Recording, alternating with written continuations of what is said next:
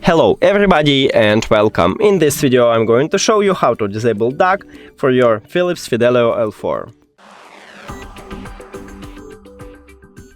You have to start by opening the application, and after that go to the settings at the right bottom.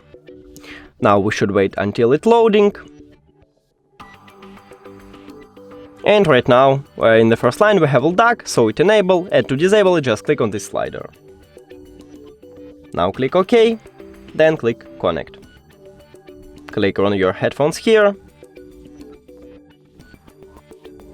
Now let's go to the settings again. Sometimes it have some trouble with the connection, so turn off your headphones by press and hold this power button and turn on it again. And now it should be fixed. And again. Like you should see this LED light, it means that it's turned on. And now it should be connected. Or I'm just click on these headphones at the device list. Cool, let's return to the application. OK, connect. Now let's go to the settings. And now we should wait until the loading is finished. And as you can see, we just disable it. That's it. Thank you for watching this video. If you found it helpful, please consider subscribing to the channel and leave the like on the video. It's really important to us. See you later.